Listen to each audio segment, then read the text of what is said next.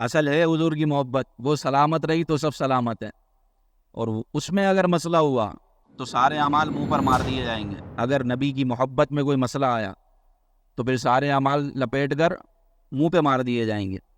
تو کتنا پیارا جملہ پھر سرکار نے ارشاد فرمایا کہ تو قیامت کے دن اسی کے ساتھ ہوگا جس کے ساتھ تو دنیا میں محبت کرتا تھا۔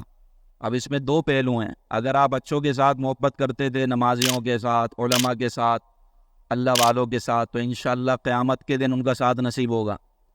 اگر آپ ٹک ٹاکروں کے ساتھ، فلمی اداکاروں کے ساتھ، ان کے ساتھ محبت کرتے ہیں دنیا میں، ان جیسا انداز اپناتے ہیں، ان جیسے بال کٹواتے ہیں، ان جیسی جناب حرکتیں کرنے کی کوشش کرتے ہیں، ان جیسا ناچتے ہیں، گاتے ہیں، اور پھر ٹک ٹاک پر اپلوڈ کر دیتے ہیں، ویڈیو بناتے ہیں، تو مرنے کے بعد پھر انہی کا ساتھ نصیب ہوگا۔